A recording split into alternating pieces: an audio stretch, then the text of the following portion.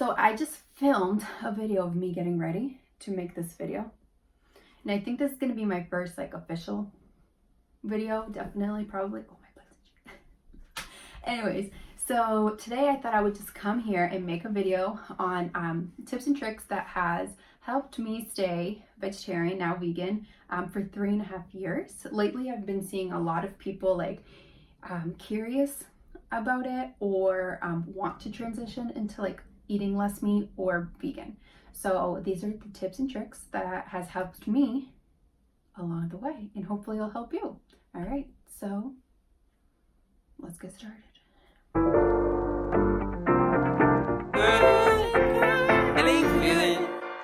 Hey, feeling good, like I should. When in dark, walk around the neighborhood, feeling blessed. Step number one would be just to start slow. Even when I started, I just did little steps that along the way resulted in me cutting out meat altogether. Now dairy, and now more recently eggs. So now I'm vegan. So I wasn't always vegan. It took me 3.5 years to become vegan. I was always vegetarian. Never drank milk, barely any dairy, but I ate eggs. So I recently just cut that out. I mean, I don't know, something about it just like grosses me out. Anyways, but the first step that I took in this journey was I cut out red meat. I wanted to see if it would make a difference in like my digestive system and how it worked. So what I did was I cut out red meat, and it didn't really do anything. Like my body just wasn't doing what it was supposed to still, even when I cut out red meat. So then I cut out dairy. And it honestly, it kind of like kickstart my digestive system again when I cut out those two things. But it still wasn't we are humans, we need to be regular, and I was not regular by any means. So one day I just decided like, hey, cut out meat and see if it works. And that was my problem. Like clearly my body just wasn't digesting meat and animal products the way that the rest of us do. So it was a lot slower, and I just felt awful. Like my energy level, I was bloated every day. I had gas cramps every single day. My abdomen felt rock hard. Like that's not normal. Like we shouldn't feel like that as humans. So when I cut out meat, I honestly felt the difference in a matter of a couple of days. And when you see how amazing you feel, you never want to go back. Like that's just what it is. So yeah, my plan would just to start slow. So cut out meat maybe once a week, and then twice a week, cut out dairy a couple times in the week. Order your favorite sandwich without cheese one day. There's this really good chart. I believe her name is Curlyhairvegan. I'm gonna leave she made like a chart, and it was like a 30-day vegan challenge, and she started off like one day you cut out cheese, and then you cut out meat, and then you eat 2 meatless meals, and then 3, and then 4. So everything's a lot slower, and it also encourages you to try new foods that you would never think about. I think a huge misconception in like the vegan world is that we eat either like grass, which is not true, or we just eat gross things, which is also not true. If you know how to season your food, if you know where to go, there's like literally endless possibilities of what you eat and what you can have. Also, make a plan that you can stick with. I think even like in fitness, what we want to do is we want to rush into things, and then we like get overwhelmed, or we get uninterested as fast as we got interested. So like making a plan where you can introduce this lifestyle for that as a lifestyle, and not as a diet or something temporary, but something that you could like do for the rest of your life and enjoy it while you do it. Like the key to this, and the only way as humans we like stick to something, is if we enjoy it. And if we're happy doing it, if you're like miserable, you're gonna go back to eating meat after like a week. And that's happened to multiple people. So yeah, make a plan, start slow, And also understand that if you have a few hiccups, don't give up. Like, try again the next day, or like keep ordering things without meat or without dairy. You know, go to a new restaurant and like have their vegetarian meal. Try new things and do it slowly. And just understand that we're human.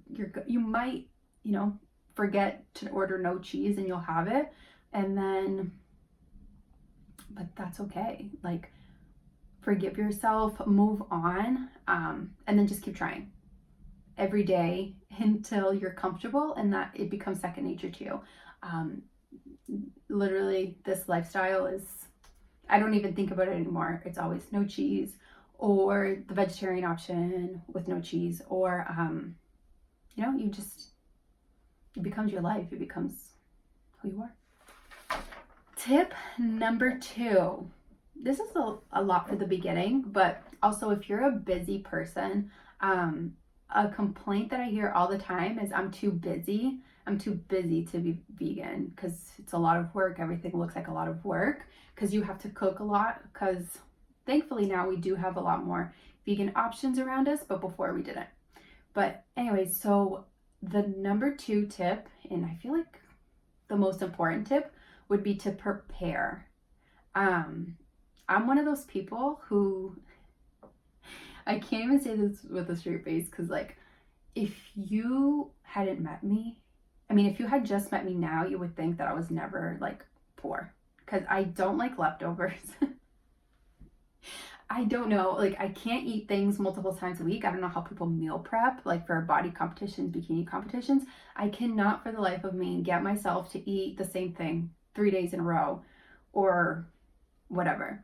So what I do instead is, instead of preparing the whole meal in containers for every day, what I like doing is cutting up all of your vegetables, your fruits, and putting them in separate containers, so that when you get home, even if it's like 10 o'clock at night, you just throw everything in a pan, like with oil, garlic, and like your favorite seasonings, and have it ready in like 20 minutes, instead of like having to cut everything up like every single night. On like a Sunday or whenever you go food shopping, that night, just cut everything up, put it in separate containers, label it, and then you have so many like different options that you can make for dinner that day, and that for that week. I can't tell you in the beginning how hard it was to like see meat like easily accessible everywhere that you go. Like, you're driving and all you want to do is pull into that KFC and have like chicken, because it's right there. And like in your head, you're like, oh my God, I have to go home and cook right now. And I can't fathom that. I used to work like a mad woman, like 50 hours a week. So that lifestyle of like cooking every day was like, no, like I was not doing it. I mean, I did do it because I knew I could never go back to that old lifestyle. But if you are doing this just to like give it a try, the best way to stick with it is just to prepare yourself, and at first cook the things that you really like, that you know that you like, instead of like being spontaneous and, you know, trying 100 different things, because you might not like it, and then you waste money, and then you just go get Taco Bell down the street. Okay, that's not, we're trying to build a lifestyle here, people. Okay, a sustainable life. So tip number 3 is to season your food.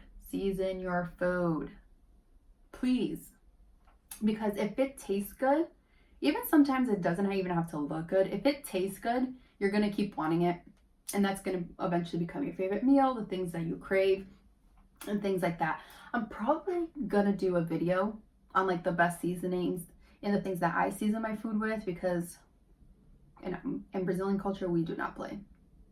We put seasoning on everything, every single dish, probably garlic more than, like, we use garlic on every single dish that you could think of. But it tastes so good, and that's the main reason why I've been able to sustain this lifestyle, is because I just make my food taste really good. And even my boyfriend, before we got together, he probably didn't know what half of the veggies that he eats now were even called. But since I season them and I make them taste good, it's just easier to eat and enjoy. And you know, I think like life, you should never feel like you're missing out on anything. But when something tastes good, like you won't even want that cheeseburger anymore. Like you won't want the steak anymore. And now it kind of grosses me out, to be honest. Like I'm never, ever, like at restaurants and stuff, when it walks by, I'm like, yuck. I don't crave that stuff anymore, and I genuinely never want it. My body never asks for it anymore. And that's just what it is. And I think a big part of that is because I've learned how to season my food properly. So number 4 might be the hardest one, but because it affects, like, it's involving other people, which would be to get your friends and family involved in your journey. So you can make it fun. Like once you learn what you love, you can like at home do like a meatless Monday, or cook for your friends and family, or ask them. I think that they shouldn't be in your life if they're not even supportive of you. If they know that you're on this journey and they keep buying you meat products, animal products, or whenever you ask to go to, you know, a vegan restaurant or something and they say no, I think that's like a red flag. I think that the people around you should be very supportive of your decisions and just like willing to support you, willing to make sacrifices, which is what a relationship is all about, whether romantic, friendship, family, whatever. Just get people involved, and you're more likely to stay on track, right? Everyone can agree with that. Duh. Number 5 would be to explore vegan options in vegan restaurants. I'm going to make a whole series on like vegan tour of Boston and highlight like all of the best vegan restaurants. I guess I shouldn't say Boston. I should say like Massachusetts, New England, because I'm willing to make the drive. I like driving. So, but not just in Boston, but like areas around us that have really amazing vegan options. And a lot of restaurants now are kind of getting with the program, and they have vegan options on their non-vegan menu. And it's just easier because even if your friends or your boyfriend or whatever aren't vegan, you can still go out with them and still feel like a normal person and not so restrictive. So yeah, explore vegan restaurants, try new things, like go to your favorite grocery store and get like 2 things that you haven't tried before, and season it, like be creative. I think that another misconception is that we eat the same thing all the time, but I have never been so creative in like the things that I cook than when I turned vegan and like vegetarian. I eat everything, and I have never been so willing to explore. And if I hadn't been vegan, I probably would have still had, you know, chicken Caesar salad all the time. Like every time you can't think of something, you go to that one thing. But when you're vegan, it's like endless possibilities of what you can eat, what you can try, what you'll enjoy. I feel like every week I have a new favorite meal. So tip number 6 would be to change your social media feed to reflect what you're trying to do. So follow more vegan accounts, follow more, you know, vegan recipe accounts, influencers, and people like that, just because what you focus on magnifies. So if you keep thinking about the last steak that you had, and then your whole feed is like steak recipes and chicken and this and that and that and this, that's what you're gonna want. That craving for that is gonna magnify. But when you follow all of these amazing like vegan accounts, influencers who truly make things that not only look good but taste good, you're going to be more willing. In whenever you think about what you want to eat, you're going to think about those things. Whatever your focus is on, that's what you're going to gravitate towards. So make sure that whenever you're looking at your social media or things like that, that it reflects what you're trying to accomplish. So tip number 7 would be to research. So watch documentaries, watch as many as you can, and then honestly, they will gross you out so much that you'll never want meat again. And I guess that's kind of cheating, because you don't do it kind of out of your own will, you do it out of fear. But just like knowing what's going on in your body, what's best for your body, doing the research on how to actually properly get adequate protein, nutrients, micronutrients, as well as macro, all of those things combined, but also how your food is made is so important. Watching those documentaries just goes to show how your food and how your meat is made and what goes into it, how those animals are treated. And if you have a heart, you're definitely going to feel bad.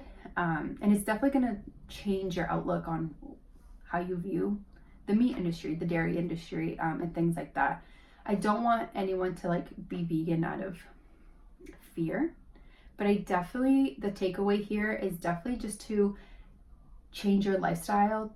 Oh my God, I used to think YouTubers were crazy when they said like they were filming for 5 hours, but you guys, I've literally been filming for 5 or 6 hours. Like, I don't know what to do. Like, I feel like I wasted my whole day off doing this, but that's okay. Anyways, so the final tip that I have, and it's a shameless plug, is to follow me and other influencers, but mostly me. No, but seriously, follow me just because I'm going to be posting a bunch of recipes, like cooking recipes. So I'm really excited to get started. It took me like forever and a day to get here. I've been wanting to do this for like 3 years, and I finally built up the courage to do so. So yeah, we're on a new journey, and I'm really excited. So like, share, subscribe, comment, all that fun stuff, and I'll see you next time. Bye.